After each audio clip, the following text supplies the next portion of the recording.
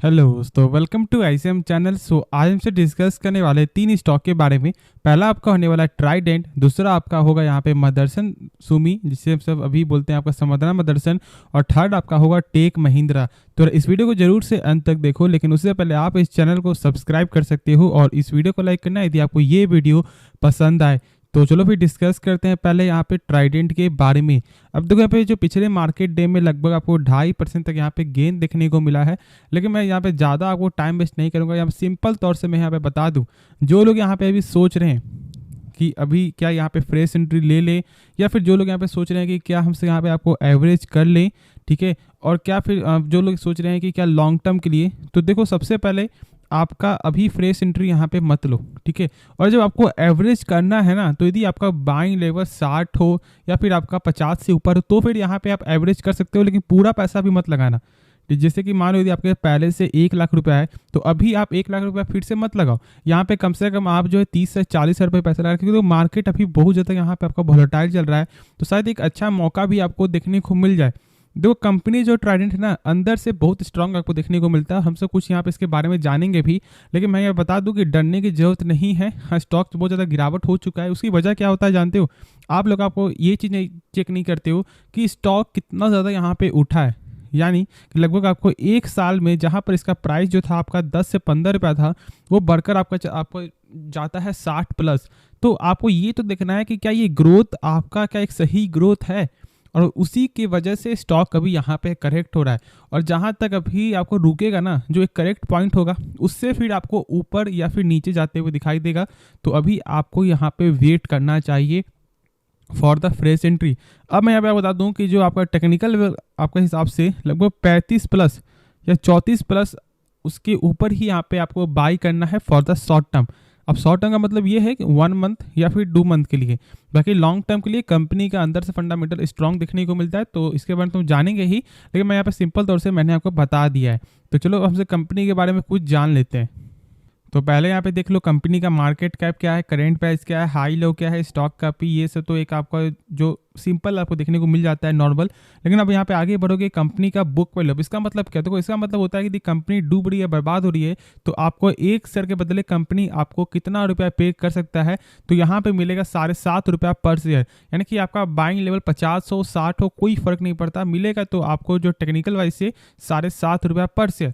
अब आप लोग यहाँ पे बहुत ज़्यादा ही डर गए होंगे। देखो एक चीज़ जानो कि कंपनी के मार्केट प्राइस के हिसाब से ना कम 10% या फिर 5% के ऊपर होना चाहिए, और यहाँ पे दिक्कत वाली कोई भी बात नहीं है। ऑलमोस्ट यदि आप अभी से भी चेक करोगे ना, तो लगभग 20 प्लस यहाँ पे देखने को मिलता है, 20% के ऊपर है, तो बुक वैल्यू कंपनी का यहाँ पे सही है। अब आगे बढ़ोगे, कंपनी का आरओसी यानी कि रिटर्न ऑन कैपिटल एम्प्लॉयड। अब इसका मतलब होता है कि कंपनी अपने ऊपर 100 रुपया लगा रहा है, तो यही 100 रुपया एक साल बाद बन जाता है कंपनी का 123 रुपया 40 पैसा, जो एक बेहतरीन नंबर देखने को मिलता है। क्योंकि जो किसी भी कंपनी का आरओसी हो या फिर आपका आरओई, दोनों 12% के ऊपर होना चाहिए।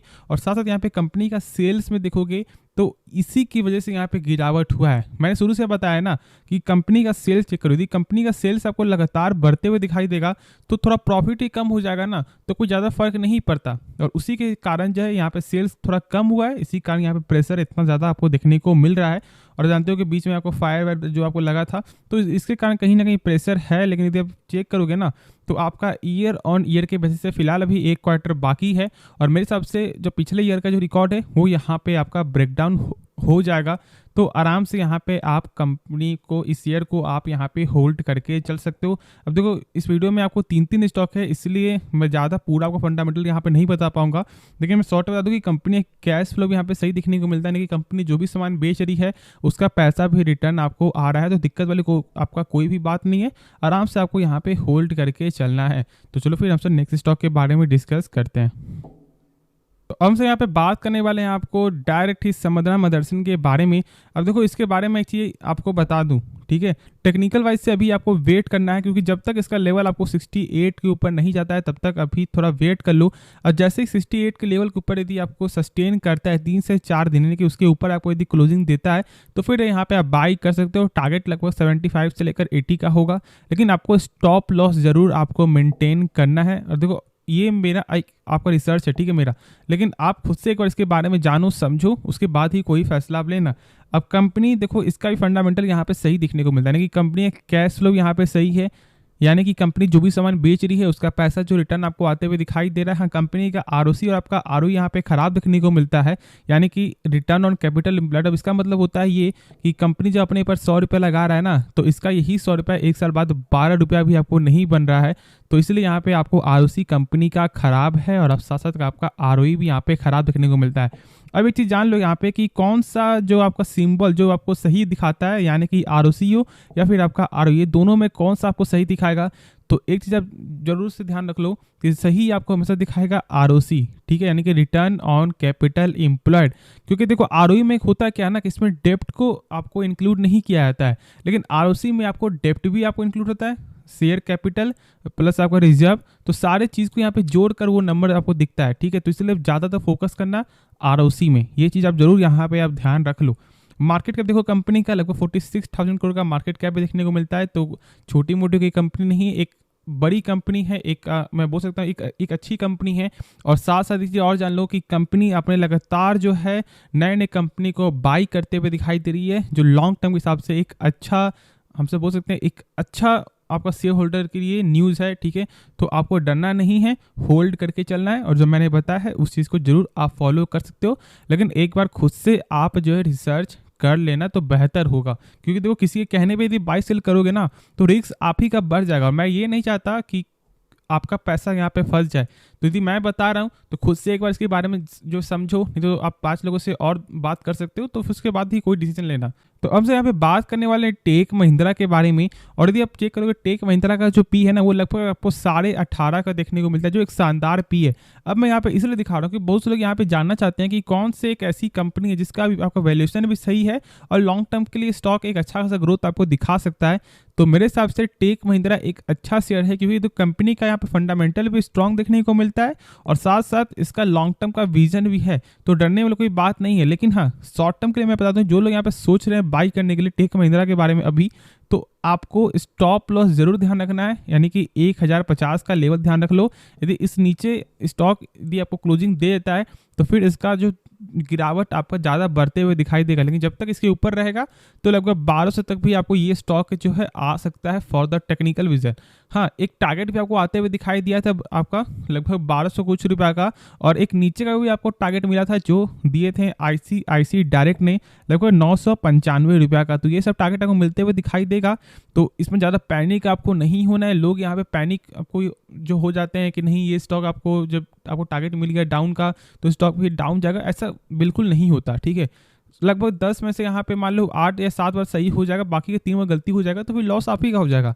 जब आप जान लो कि एक अच्छा शेयर है, लेकिन जब आप जो किसी के कहने पे यहाँ पे सेल कर दोगे तो लॉस आप ही का होगा। इसलिए खुद से एक बार जानो समझो, नहीं समझ में आ रहा है जो चीज़ के बारे में आप जानना चाहते हो कमेंट करो, मैं उसके बारे में आपको वीडियो ही बना दूंगा, नहीं तो कमेंट के लायक होगा तो मैं कमेंट में ही आपको लिख दूंगा, तो उसके लिए यहाँ पे आप निश्चिंत रहो।